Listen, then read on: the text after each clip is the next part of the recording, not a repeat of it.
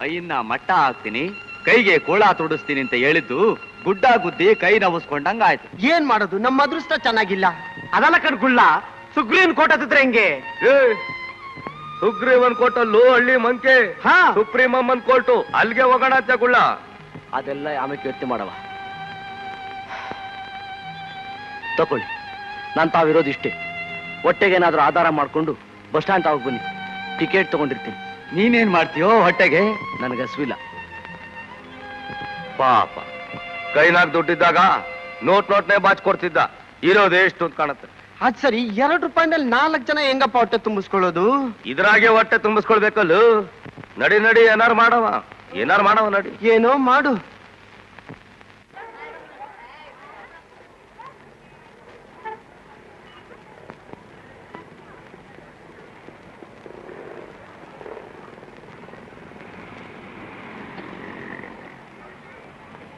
ಊಟ ಆಯ್ತಾ?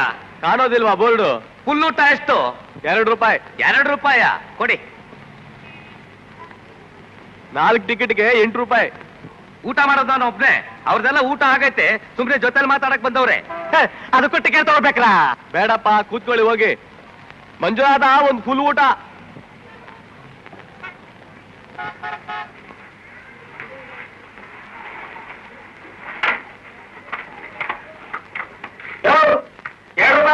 ಕೊಟ್ಟಿರಿ, ಹಾಕು.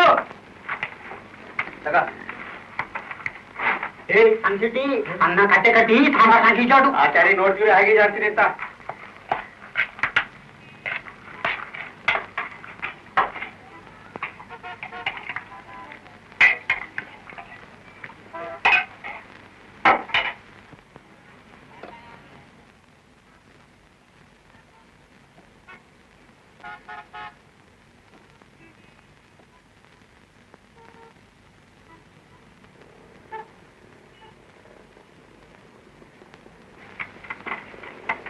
ಅನ್ನ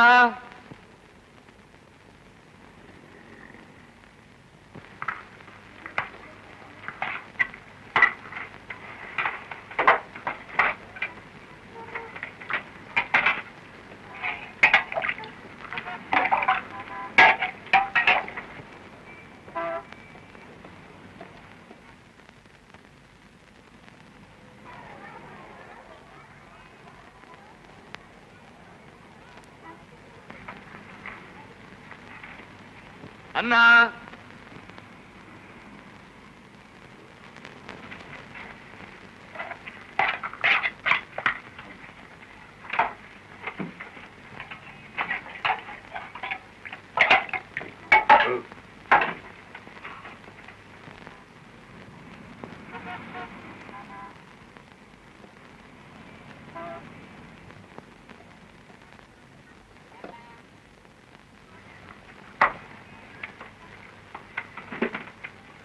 ಅನ್ನ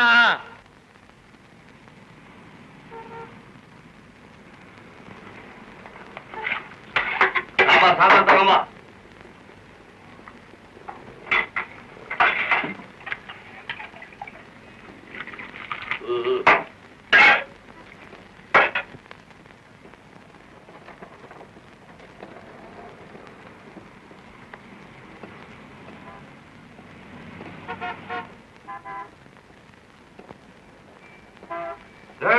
ಅನ್ನ ತಗೊಂಬರು.